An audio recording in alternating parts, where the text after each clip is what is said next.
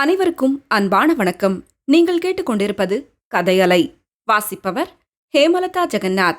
அமரர் கல்கி எழுதிய சிவகாமியின் சபதம், பாகம் 4, அத்தியாயம் 48, குளக்கரை பேச்சு. தை மாதத்தின் பிற்பகுதியில் ஒரு நாள் காலை நேரத்தில் வானம் மப்பும் மந்தாரமுமாய் இருந்தது. அந்த வருஷம் ஐப்பசி கார்த்திகையில் நல்ல மழை பெய்திருந்தபடியால் தாமரை குளம் நிரம்பி கரையை தொட்டுக்கொண்டு தண்ணீர் ததும்பிற்று. காலை சூரியனை மேகங்கள் மூடியிருந்த போதிலும் குளத்தில் செந்தாமரை புஷ்பங்கள் நன்றாக மலர்ந்து இனிய நறுமணத்தை நானா திசைகளிலும் பரப்பிக் கொண்டிருந்தன.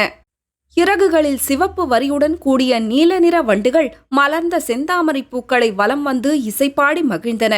பளிங்கு போல தெளிந்திருந்த தடாகத்தின் தண்ணீரில் பெரிய பெரிய கயல் மீன்கள் மந்தை மந்தையாக நீந்தி விளையாடிக் கொண்டிருந்தன.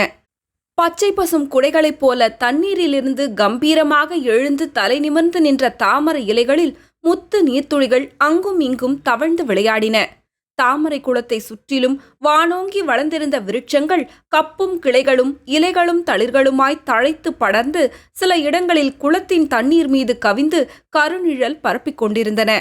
பச்சை கிளிகளும் பலவர்ண குருவிகளும் இன்னிசை குயில்களும் இனிய கீதம் பாடும் மைனாக்களும் குளிர்ந்த தழைகளுக்கிடையில் உட்கார்ந்து இளந்தளிர்களை கோதிக்கொண்டும் மலர்களின் மகரந்தங்களை உதிர்த்து கொண்டும் ஆனந்தமாக ஆடிக்கொண்டும் பாடிக்கொண்டும் கிழக்கு கிளை தாவிக்கொண்டும் வசந்த காலத்துக்கு வரவேற்பு கூறிக்கொண்டிருந்தன. இவ்விதம் இயற்கை தேவி பூர்ண எழிலுடன் கொலுவீற்றிருந்த இடத்தில் ஜீவராசிகளெல்லாம் ஆனந்த திருவிழா கொண்டாடி கொண்டிருந்த சமயத்தில் மானிட ஜென்மம் எடுத்த அபலை பெண்ணொருத்தி மட்டும் அந்த குளக்கரையில் சோகமே உருக்கொண்டது போல் உட்கார்ந்திருந்தாள். அவள் ஆயன சிற்பியாரின் செல்வ திருமகளும் வீராதி வீரரான மாமல்ல சக்கரவர்த்தியின் உள்ளம் கவர்ந்த காதலியும் நடனக்கலை தெய்வத்தின் பரிபூர்ண அருள் பெற்ற கலைராணியுமான சிவகாமி தேவிதான். அந்த தாமரை குளத்தின் காட்சியானது சிவகாமிக்கு எத்தனையோ பூர்வ ஞாபகங்களை உண்டாக்கி கொண்டிருந்தது. அந்த தடாக கரை ஓரத்தில் 10 வருஷங்களுக்கு முன்னால் அவள் இதே மாதிரி எவ்வளவோ தடவை உட்கார்ந்து தெளிந்த தண்ணீரில் பிரதிபலித்த தன் அழகிய உருவத்தை பார்த்து கொண்டிருந்திருக்கிறாள். சென்ற 10 வருஷ காலத்தில் அவளுடைய உருவத் தோற்றத்தில் எந்தவிதமான மாறுதலும் ஏற்பட்டிருக்கவில்லை. ஆனால் அவளுடைய உள்ளம் அந்த 10 வருஷத்திலே எவ்வளவு மாறுதல் அடைந்துவிட்டது! அழகிய தாமரை மலரையும் அதை சுற்றி வரும் நீல நிற வண்டுகளையும் பார்க்கும்போது முன்னாளில் அவள் உள்ளம் அடைந்த குதூகலம் இப்போது ஏன் அடையவில்லை? தண்ணீரிலே பிரதிபலித்த அவளுடைய பொன்மேனியின் சௌந்தரியத்தையும் ஆடை ஆபரண அலங்காரத்தையும் பார்த்தபோது அவள் அடைந்த பெருமிதமும் இன்பமும் இப்போது எங்கே போய்விட்டன? அந்த காலத்தில் அதே தாமரை குளக்கரையில் தன்னந்தனியாக உட்கார்ந்து மனோராஜ்யம் செய்து கொண்டிருப்பதில் சிவகாமி எவ்வளவோ இன்பத்தை அனுபவித்தாள். தனிமையிலே அவள் கண்ட அந்த இனிமை இப்போது எங்கே? சிவகாமிக்கு சில சமயம் தனது சென்ற கால வாழ்க்கையெல்லாம் ஒரு நெடிய இந்திரஜால கனவு போல தோன்றியது. தான தாமரை குளக்கரையில் உட்கார்ந்திருப்பதும் தன்னை சுற்றிலும் காணப்படும் அழகிய இயற்கை காட்சிகளும் உண்மைதானா, அல்லது வாதாபி நகரத்து சிறை வீட்டில் உட்கார்ந்தபடி காணும் பகற்கனவா என்று அடிக்கடி சந்தேகம் ஏற்பட்டது. இவ்விதம் நெடுநேரம் ஏதோ உருவமில்லாத சிந்தனைகளில் சிவகாமி ஆழ்ந்திருந்தாள். வானத்தை மூடியிருந்த மேகப்படலங்கள் சிறிது விலகி சூரியன் வெளித்தோன்றி அவள் மீது சுளீர் என்று வெயில் உறைந்த பிறகு எழுந்திருந்தாள். ஆயனரின் ஆரண்ய சிற்ப வீட்டை நோக்கி நடந்தாள். குதிரை குளம்படியின் சப்தம் திடீரென்று கேட்டதும் அந்த அடி ஒவ்வொன்றும் தன் நெஞ்சின் மேல் படுவது போன்ற வேதனை அவளுக்கு உண்டாயிற்று. அந்த குளக்கரையை தேடி அவளுடைய காதலர் மாமல்லர் குதிரை மீது எத்தனையோ தடவை வந்திருப்பது சிவகாமிக்கு நினைவு வந்தது. இப்போது வருவது யார்? ஒருவேளை அவர்தானா? ஆஹா, அவரை எப்படி சந்திப்பது? அவருடைய தீக்ஷண்யமான பார்வையை, அடி பாதகி, உன்னால் என்னென்ன வினைகள் எல்லாம் வந்தன என்று குற்றம் சாட்டும் கண்களை எப்படித்தான் ஏறிட்டு பார்ப்பது? ஒரு குதிரை அல்ல, 2 குதிரைகள் வருகின்றன. 2 குதிரைகள் மீதும் 2 பேர் வீற்றிருக்கிறார்கள். தனியாக அவரை சந்திப்பதே முடியாத காரியமென்றால் இன்னொருவரின் முன்னால் அவரை பார்ப்பது பற்றி கேட்க வேண்டியதில்லை. குளக்கரையின் சமீபத்தில் அடர்த்தியாக மண்டி வளர்ந்திருந்த புதர் ஒன்றின் பின்னால் சிவகாமி மறைந்து கொண்டாள். குதிரைகள் 2ம் சமீபத்தில் வந்தன. முன்னால் வரும் குதிரையின் மீது மாமல்லர்தான் வந்தார். அம்மா, அவர் முகத்திலேதான் இப்போது என்ன கடூரம்! அன்பு கனிந்து ஆர்வம் ததும்பி கள்ளம் கபடமற்ற உள்ளத்தை காட்டிய பால்வடியும் முகத்துக்கும் இந்த கடுகடுத்த முகத்துக்கும் எத்தனை வித்தியாசம்! அவருக்கு பின்னால் மற்றொரு குதிரையின் மேல் வந்தவர் பரஞ்சோதியாகத்தான் இருக்க வேண்டுமென்று சிவகாமி பார்த்தாள். இல்லை, பரஞ்சோதி இல்லை. அந்த மனிதரை இதுவரையில் சிவகாமி பார்த்தது கிடையாது. ஆ, 10 வருஷத்துக்குள் எத்தனையோ புது சிநேகிதம் அவருக்கு ஏற்பட்டிருக்கும்.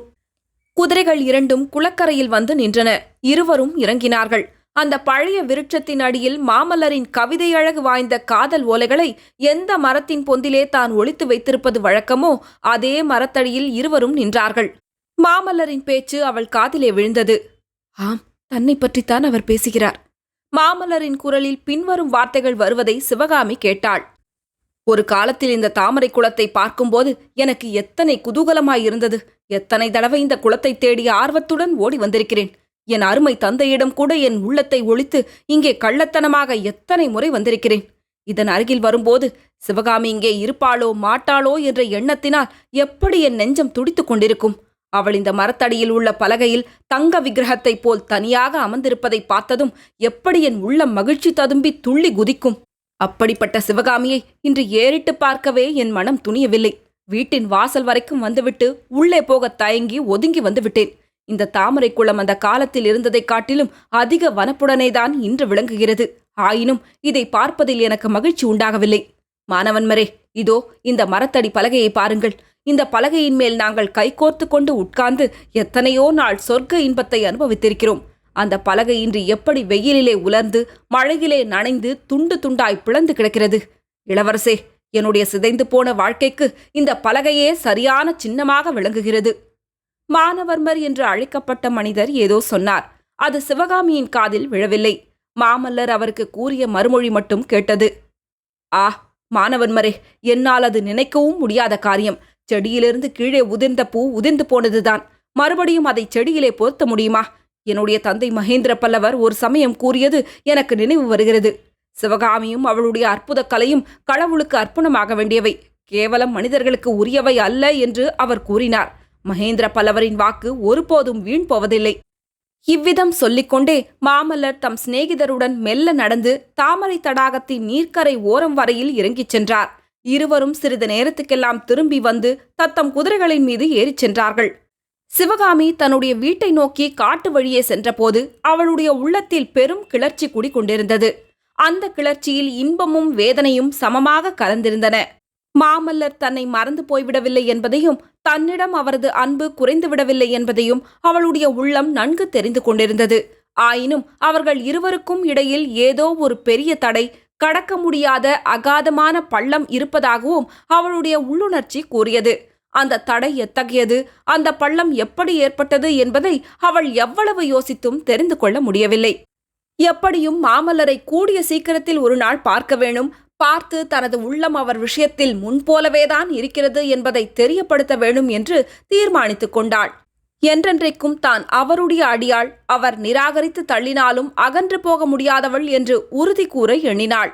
அன்று மத்தியானம் சிவகாமி ஏதோ சிந்தனையில் ஆழ்ந்து உட்கார்ந்திருப்பதை பார்த்து ஆயனர் தயங்கி தயங்கி அவளுடன் பேச்சு கொடுக்க முயன்றார்.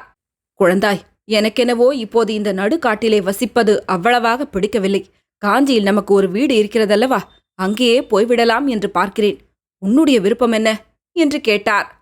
அப்பா, அதிசயமா இருக்கிறதே, என் மனத்தில் இருப்பதையே நீங்களும் சொல்லுகிறீர்கள். எனக்கும் இந்த காட்டில் தனியாயிருக்க இப்போது அவ்வளவு பிரியமாயில்லை. 4 பேரை பார்க்க வேண்டும், பேச வேண்டும் என்று இருக்கிறது. காஞ்சிக்கு போனால் கமலி அக்காளுடனாவது பேசி பொழுது போக்கலாம். நாளைக்கு புறப்படலாமா அப்பா என்றாள் சிவகாமி. நாளைக்கு புறப்படலாம் என்று எண்ணித்தான் நானும் பல்லக்கு அனுப்பி வைக்கும்படி சொல்லி இருக்கிறேன். நாளைய தினம் காஞ்சி நகரில் பெரிய கோலாகலமாயிருக்கும். நாளைக்கு காஞ்சி நகரில் என்ன விசேஷம் அப்பா என்று சிவகாமி கேட்டாள். நாளைக்கு சக்கரவர்த்தியின் பட்டண பிரவேச ஊர்வலம் நடக்கப் போகிறதாம். சளுக்கர்களை முறியடித்து உலகம் காணாத மகத்தான வெற்றியுடன் மாமல்லர் திரும்பி வந்திருக்கிறார் அல்லவா? சக்கரவர்த்தி திரும்பி வந்து விட்டாரா என்று சிவகாமி கேட்டபோது அவளுடைய வாழ்க்கையில் கடைசி முறையாக கபட வார்த்தையை கூறினாள். ஆம் குழந்தாய், முந்தா நாள் பல்லவ சைன்யம் வந்து சேர்ந்தது. சக்கரவர்த்தியும் வந்துவிட்டார். எல்லாரும் வடக்கு கோட்டை வாசலுக்கு அருகில் தண்டு இறங்கியிருக்கிறார்களாம். பட்டண பிரவேசத்துக்கு நாளைய தினம் நல்ல நாள் குறிப்பிட்டிருக்கிறார்களாம். ஒரு விஷயம் கேட்டாயா சிவகாமி? எனக்கு வயதாகிவிட்டதோடு அறிவும் தளர்ந்து வருகிறது என்று தோன்றுகிறது. இல்லாத பிரமைகள் எல்லாம் ஏற்படுகின்றன. இன்று காலை ஏதோ குதிரை வரும் சப்தம் கேட்டது போல இருந்தது. சக்கரவர்த்தி தான் அந்த நாளிலே வந்ததைப் போல் இந்த ஏழை சிற்பியின் வீட்டை தேடி வருகிறாரோ என்று நினைத்தேன். வாசலில் வந்து பார்த்தால் ஒருவரையும் காணவில்லை. சிவகாமியின் கண்களில் கண்ணீர் துளித்தது. சக்கரவர்த்தி வந்தது உண்மைதான் என்பதை சொல்லலாமா என்று நினைத்தாள். அதற்கு தைரியம் வரவில்லை. சிவகாமி கண்களில் கண்ணீரை பார்த்த ஆயனர் சற்று நேரம் வேறு எங்கேயோ பார்த்து கொண்டு மௌனமாயிருந்தார். பிறகு சிவகாமியை நோக்கி கனிவு மிகுந்த குரலில், அம்மா குழந்தாய், உன்னிடம் ஒரு விஷயம் சொல்ல வேண்டும் என்றிருக்கிறேன் என்றார். என்ன அப்பா அது, சொல்லுங்களேன் என்றாள் சிவகாமி. உலகத்திலே உள்ள எல்லா பெண்களையும் போல நீயும் யாராவது ஒரு நல்ல கணவனை மணந்து கொண்டு சந்தான பாக்கியத்தை அடைய வேண்டும். குழந்தாய், இந்த வயதான காலத்தில் இத்தனை நாள் இல்லாத ஆசை எனக்கு இப்போது ஏற்பட்டிருக்கிறது. பேரன் பேத்திகளோடு கொஞ்சி விளையாட வேண்டுமென்று விருப்பமாயிருக்கிறது. அப்பா, நான் ஒருத்தி பெண் பிறந்து உங்கள் எல்லாருக்கும் கொடுத்த துன்பம் போதாதா, இன்னும் வேறு வேண்டுமா என்று நெஞ்சத்தை பிளக்கும் குரலில் சிவகாமி கூறினாள். சிவகாமி, இதென்ன வார்த்தை? நீ யாருக்கு என்ன துன்பம் செய்தாயம்மா என்றார் ஆயனர். தங்களுடைய கால் ஊனமடைவதற்கு நான் காரணமாயிருந்தேன். கமலியக்கா கணவனை இழப்பதற்கு காரணமானேன். விதியின் விளைவுக்கு நீ என்ன செய்வாய் சிவகாமி? கண்ணபிரான் தலையில் அவ்விதம் எழுதியிருந்தது. அவன் அகால மரணம் அடைந்தாலும் அவனுடைய குலம் விளங்குவதற்கு சின்ன கண்ணன் இருக்கிறான். என்னுடைய குலமும் அந்த மாதிரி விளங்க வேண்டாமா? உன்னை தவிர எனக்கு வேறு யார்? அப்பா, ராஜகுலத்தில் பிறந்தவர்கள் தங்களுக்கு பிறகு சிம்மாசனமேறவும் அரசாட்சி செய்யவும் சந்ததி வேண்டும் என்று கவலைப்பட வேண்டும். நம்மை போன்ற ஏழை எளியவர்களுக்கு சந்ததியைப் பற்றி என்ன கவலை என்றாள் சிவகாமி. தொடரும். கதையலை உங்களுக்கு பிடிச்சிருந்ததுன்னா உங்க நண்பர்களோடும் உறவினர்களோடும் பகிர்ந்துக்கோங்க. நன்றி.